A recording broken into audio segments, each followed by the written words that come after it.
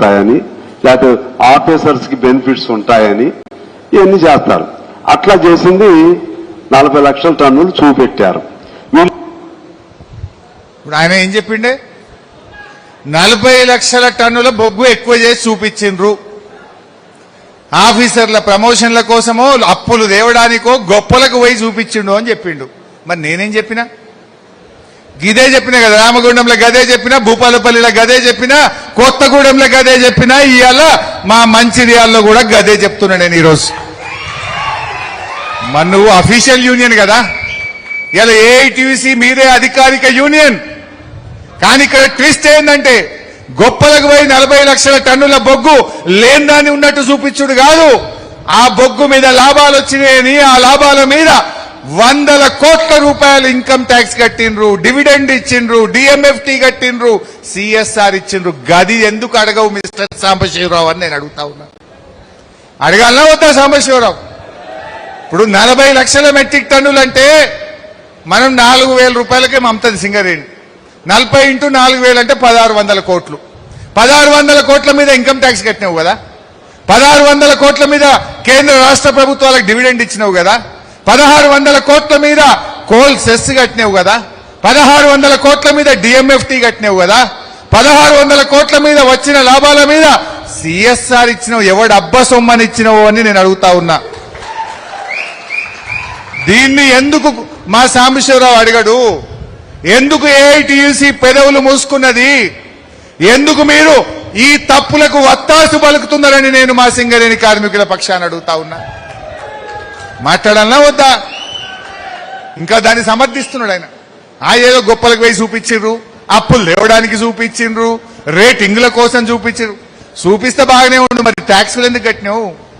Income ట్యాక్స్లు, డివిడెండ్లు ఇవన్నీ ఎందుకు కట్టినావు? దానికి సమాధానం చెప్పాలి కదా. ఎవరి డబ్బు ఇది? ఇగో ఇక్కడ జరుగుతున్న స్కామ్. దీన్ని బయట పెట్టింది బీఆర్ఎస్. దీన్ని బయట పెట్టి ఒక్కరు సపోర్ట్ చేస్తలేడు. ఎప్పుడైనా విలేకరులు దొరకబట్టి బట్టి విక్రమార్కని అడిగితే తర్వాత చెప్తా అనుకుంటూ పోతుండు. సప్పుడు లేదు.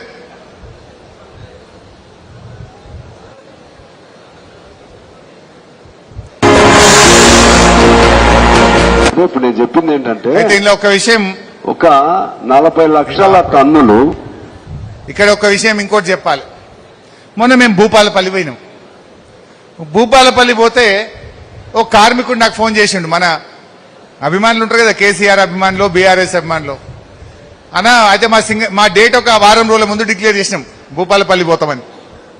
మేము భూపాలపల్లి పోతామనగానే బయటకే లారీలలో బొగ్గు తెచ్చి ఆ మట్టి కుప్పలు ఉంటాయి చూసినారు, ఏది మన ఓబీ మట్టి, దాని మీద బొగ్గు వేరుస్తారు. మీద ఒక లేయర్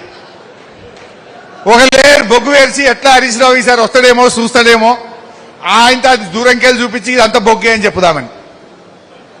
ఆ కార్మికుడు ఏం చేసి నాకు మొత్తం వీడియో తీసి పంపిండు. ఆ కార్మికుడు మొత్తం వీడియో తీసి నాకు పంపిండు. గా వీడియో ఇప్పుడు మీకు చూపిస్తాను.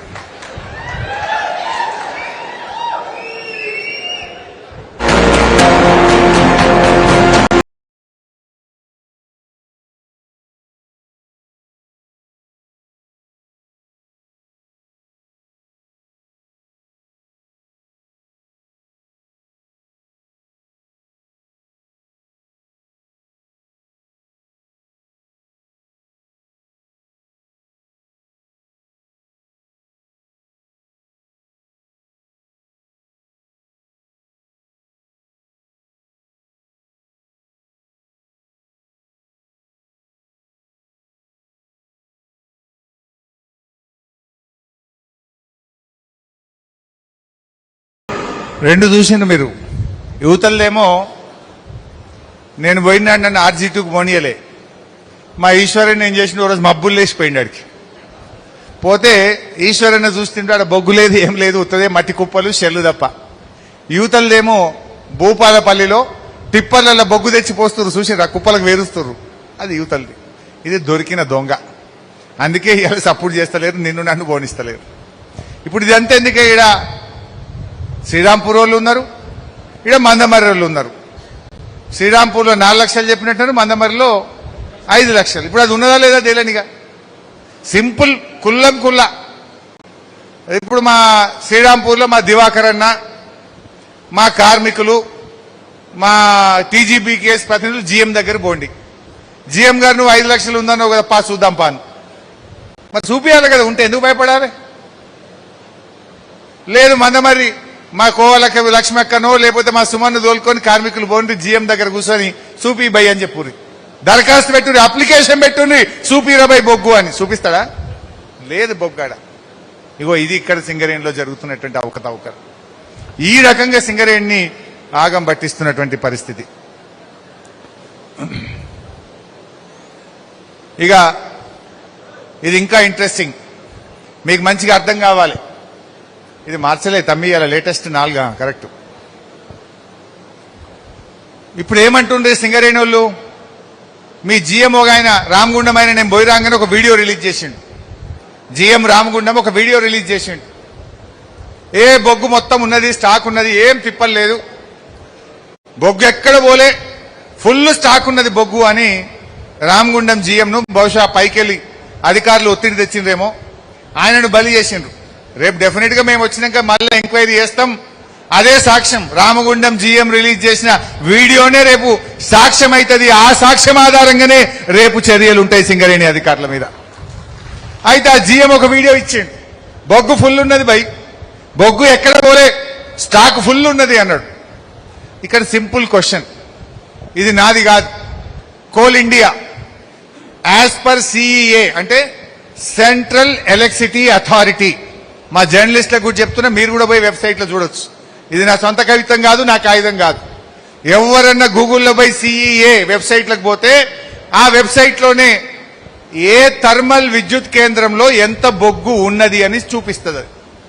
కేంద్ర ప్రభుత్వము సెంట్రల్ ఎలక్ట్రిసిటీ అథారిటీ ఇగో ప్రతి థర్మల్ విద్యుత్ కేంద్రం దగ్గర ఇంత మినిమం నెల రోజుల స్టాక్ ఉండాలి, మినిమం 30 రోజుల స్టాక్ పెట్టాలని కేంద్ర ప్రభుత్వం ఒక రూల్ పెట్టింది. ఆ కేంద్ర ప్రభుత్వమే మొన్న రాష్ట్రాన్ని హెచ్చరించింది, మన రాష్ట్ర ప్రభుత్వాన్ని హెచ్చరించిండ్రు, బొగ్గు లేదు స్టాక్ లేదు అని చెప్పి రాష్ట్ర ప్రభుత్వాన్ని హెచ్చరించిండ్రు. ఎంత ఉండాలి? 25 లక్షలు మినిమం స్టాక్ ఉండాలి. మినిమం ఇక్కడ ఉంది చూడండి, రిక్వైర్డ్ మినిమం స్టాక్